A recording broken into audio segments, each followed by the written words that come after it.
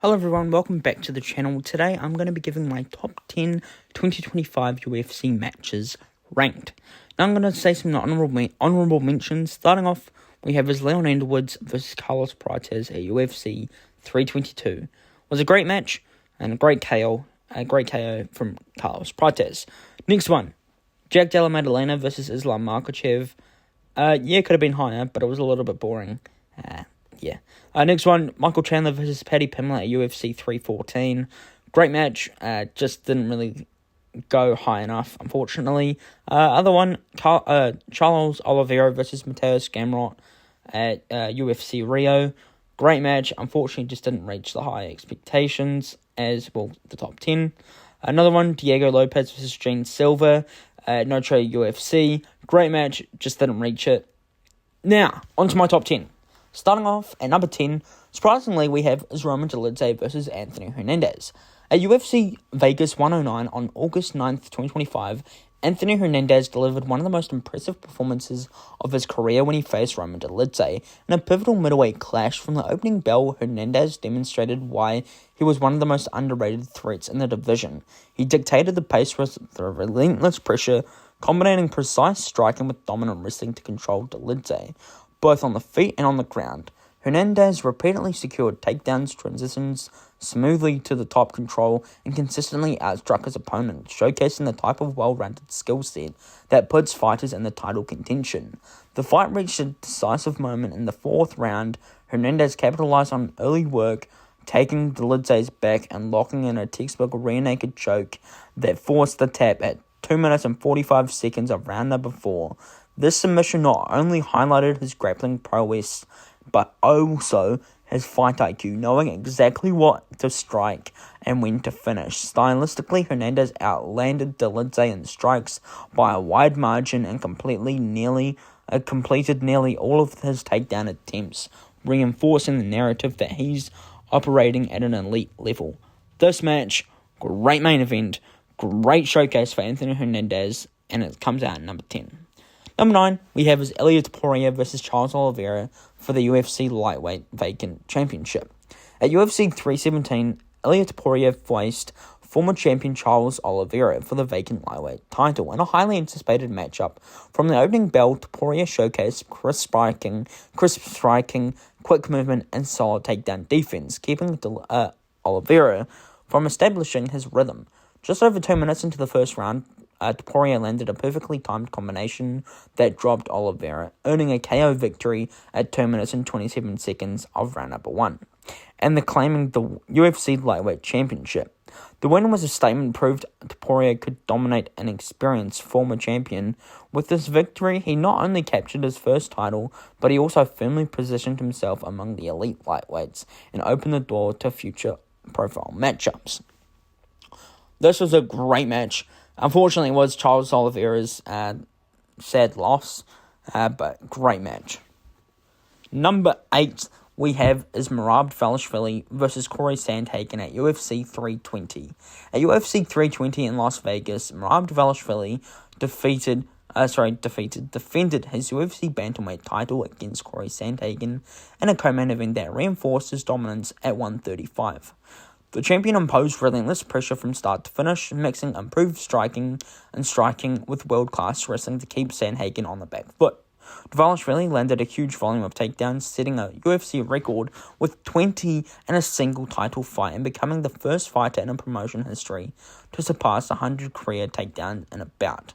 And outlanded Sandhagen on strikes over 5 rounds. Sandhagen showed moments of slick striking, especially in round 2, and durability, even surviving a near knockout He survived a near knockout sequence in the second, but he couldn't consistently slow Dvalishvili forward march or threaten with meaningful offense, with the final horn sounding all 3 judges that Dvalishvili's favour 49-45, 49-45, and a 49-46, giving him a unanimous decision win and another successful title defence. The performance extended Dvalishvili's winning streak and further solidified him, standing as one of the most relentless champions in the division, while Sandhagen remains a highly respected contender who fell short in another high-level title opportunity. Great match. 7, Alexander Volkanovski versus Diego Lopez for the vacant UFC Featherweight Championship at UFC 314. At UFC 314 in Miami, Alexander Volkanovski and Diego Lopez headlined in a thrilling fight for the vacant UFC Featherweight title that lives up to the hype. Volkanovski, the former champion, looking to rebound after tough losses against Ilia Topuria and Islam Makhachev. The former champion came out sharp and controlled much of the striking exchanges, landing crisp jabs and powerful combinations that kept Lopez on the back foot early. Lopez wasn't outclassed, however. He stunned the crowd by rocking and briefly knocking down Volkanovski in the second round, showing his heavy hands and heart against a seasoned veteran. Despite the scare, Volkanovski's experience and volume paid dividends over 5 rounds. He consistently outlanded Lopez and used his movement and fight IQ to edge the later frames, earning a unanimous decision with a 48-47, 49-46, and a 49-46, and reclaiming the featherweight championship. The win was significant for Volkanovski's legacy. He became a 2-time featherweight champion and the first fighter under 155 to win a UFC title after turning 35, snapping questions about whether he could return to the top after adversity. For Lopez, it was still a strong showing in his first title opportunity, as he pushed the legend and proved he belongs in the elite featherweight discussions. His heart and power were displayed, and at 30 years old with plenty of growing ahead, he's expected to remain a top contender. This match was a great fight, and I think Alexander Volkanovski, I was really happy to see him win it back. I did have Lopez to win, just because I just didn't know. I just didn't know with Volkanovski, but I'm very happy that he's champion. But I'm not happy about the rematch in February, but it is what it is. Number 6 we have is Magomed Ankalaev versus Alex Pereira for the UFC Lightweight Heavyweight Championship at UFC 320. At UFC 320 in Las Vegas, Alex Pereira and Magomed Ankalaev met in a highly anticipated light heavyweight title rematch after Ankalaev had taken the belt from Pereira early in the year at UFC 313 in March 2025. Ankalaev had dethroned Pereira by unanimous decision in a tactical battle that saw him control much of the fight on the feet against the cage, earning the championship in a closely scored fight in a rematch. At UFC 320, Pereira came out with urgency and aggression, clearly looking to reclaim the title in empathetic fashion. He walked Ankalaev down early, landed a huge right hand that hurt the champion, and followed with ground and pound that forced a first round TKO at 1 minute and 20 seconds of round 1, reclaiming the UFC Light Heavyweight Championship.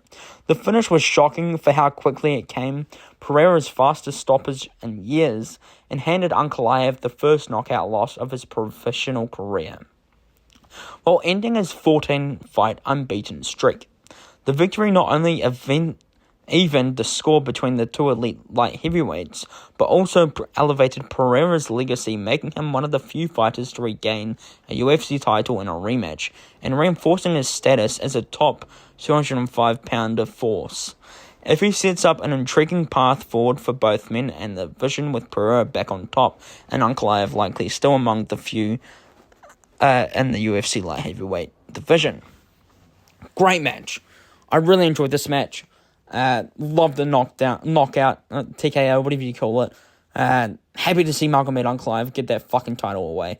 Because I'm sorry, he was going to be a boring champion. I'm sorry. I'm not trying to be rude. He was going to be a boring champion, and we needed Alex Pereira with that title. Number 5 we have is Belal Muhammad versus Jack Della Maddalena for the UFC Welterweight Championship. At UFC 315 in Montreal, Belal Muhammad defended his UFC title against unbeaten Australian striker Jack Della Maddalena. Muhammad tried to impose his usual high-pressure wrestling and pace, but Della Maddalena's crisp striking and solid takedown defense kept the fight mostly standing. Over 5 rounds, JDM landed the cleaner, more damaging shots and consistently avoided being controlled on the ground. When the final horn sounded, all 3 judges scored the fight for Della Maddalena, giving him a unanimous decision victory in the welterweight championship. Despite the loss, Muhammad showed toughness and competitiveness, while JDM cemented his place at the top of the division. Yes, this fight really gets a lot of flack. I'm not gonna lie. This was a lot of fun. This was a shit ton of. I love this fight, and to be honest, I'm not a fan of Bilal Muhammad, but I'm actually impressed that he could stand with Jack Della Maddalena. That's good on him. Great work with that. But Jack Della Maddalena did beat him eventually at the end of the day. Number 4, a fight no one really is probably going to put it as high as me. We have is Max Holloway versus Dustin Poirier for the UFC BMF Championship. At UFC 318 in New Orleans, Max Holloway faced Dustin Poirier in the final fight of their trilogy, and Poirier's retirement bout. Holloway set the pace with his trademark volume striking and cardio, scoring an early knockdown and keeping consistent pressure. Poirier responded with his heart and power, landing several big shots, but couldn't match Holloway's output. After 5 rounds, the judges awarded Holloway a unanimous decision, 48-47, 49-46, 49-46, giving him the trilogy win and allowing him to retain the BMF title. The fight was a fitting competitive end to Poirier's career and a major statement for Holloway at lightweight. Yeah, this was a fun match. I'm not going to lie. This was a great fight. It's sad to see Dustin Poirier gone. It still sucks to say because he was great in this division. But, yeah, at the end of the day, it had to happen. Max Holloway, great win for him. Now he's off to fight Charles Oliveira for the BMF Championship in March. Great fight for that. And, yeah, good fight. Number 3 we have is Yuri Prochazka versus Khalil Rountree Jr. At UFC 320, Yuri Prochazka and Khalil Rountree Jr. delivered a wild light heavyweight clash that swung dramatically over 3 rounds. Rountree came out sharp and controlled much of the early striking, landing clean shots and edging the first couple of rounds with precision and pace.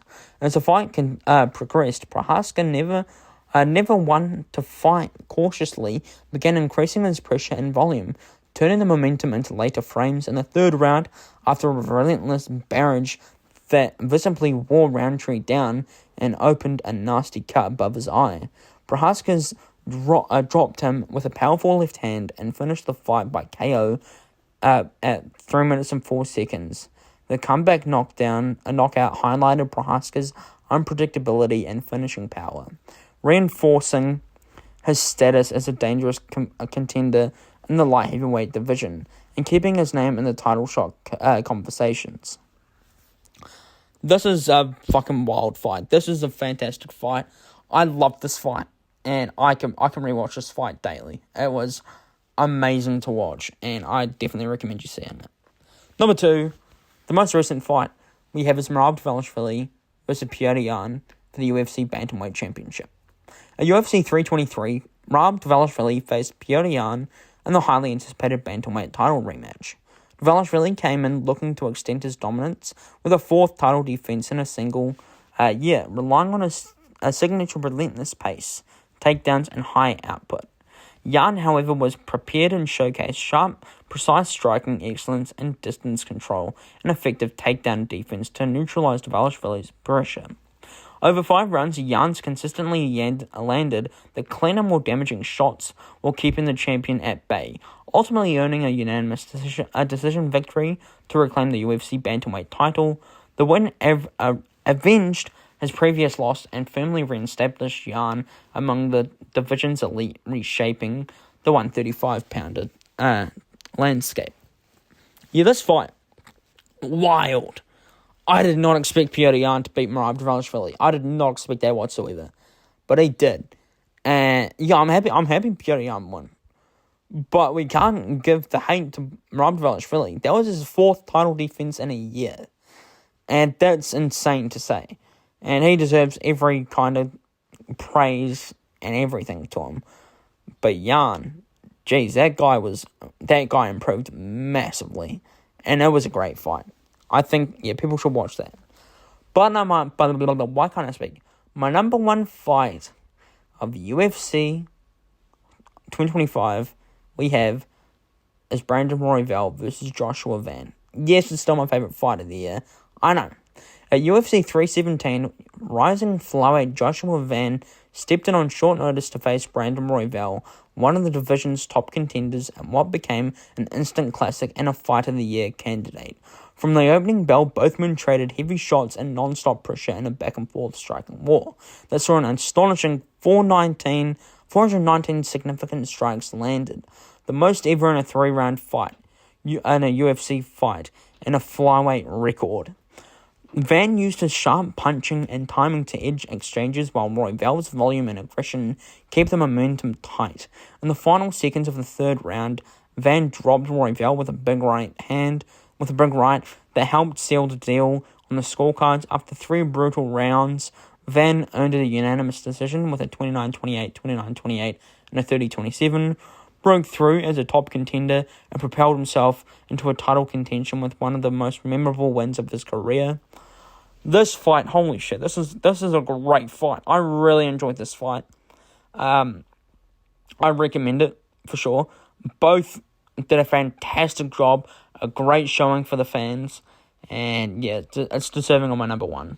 And that is it. Thank you for watching my top 10 UFC 2025 fights of the year. I hope you enjoyed it. Please subscribe to my channel. It will be a massive help. Thanks for watching. Take care. Goodbye. Peace.